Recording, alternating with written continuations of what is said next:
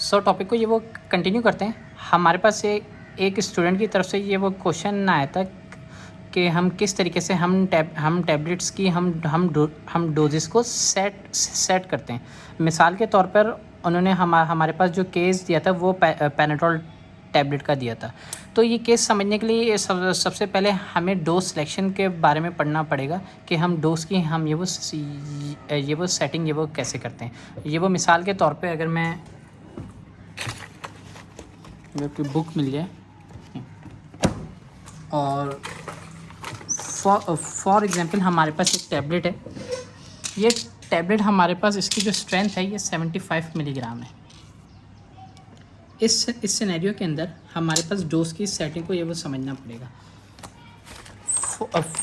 For example अगर मिसाल के तौर पे अगर हम इसको स्टडी लें कि एडल्ट पेशेंट के अंदर हमारे पास ये 75 मिलीग्राम डोज ये हो जाती है। अब हमारे पास NHS गाइडलाइन के वो मुताबिक एडल्ट पेशेंट का क्राइटेरिया क्या है। अब मिसाल के तौर पे वो अगर हम किलोग्राम सिस्टम को अगर हम ये वो फॉलो करते हैं तो हमारे पास जो 70 kg का जो पेशेंट है उसको हम एज एन एडल्ट लेते हैं।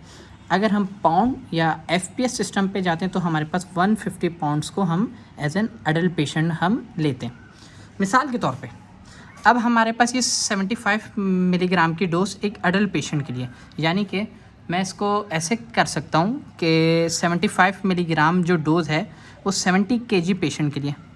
अब हमारा ये पेशेंट की फॉर एग्ज़ाम्पल हमारे पेशेंट की एज कम है, एडल्ट नहीं है, या हमारे पेशेंट का वेट कम है। फॉर एग्ज़ाम्पल हमारे पेशेंट का वेट है x kg, जो हमारे पेशेंट का वेट है, तो उसको हम कितनी डोज देंगे। तो ये हमारे पास एक सवाल आया था। सेम सवाल हमारे पास ये सस्पेंशंस के ऊपर भी ये वो पूछा जाता है और सिरप पे। तो यहाँ पर हमारे पास दो मेथड है। एक हमारे पास होता है वेट बैलेंस मेथड और दूसरा हमारे पास क्लार्क्स रूल या जिसको हमारे पास वो डेफिशिएंसी रूल के तहत भी ये वो करते हैं। मोस्टली हमारे पास जो फिजिशियंस हैं वो वेट बैलेंस मेथड को यूज़ करते हैं। वेट बैलेंस मेथड क्या है? वेट बैलेंस मेथड बेसिकली हमारे पास एक यूनिटरी मेथड की एग्जांपल है। इसी को लेके ये वो चलते हैं। यूनिटरी मेथड क्या है कि हमारे पास 70 kg पेशेंट को हम डोज देते हैं 75 मिलीग्राम। हमारे पेशेंट का वेट फॉर एग्जांपल इस सिनेरियो के अंदर हमारे पेशेंट का वेट होता है 35 kg। तो देन हम इसको कितनी डोज देंगे, तो हम इसको लिखेंगे x मिलीग्राम। तो इस तरीके से हम इसको क्रॉस मल्टीप्लाई करेंगे।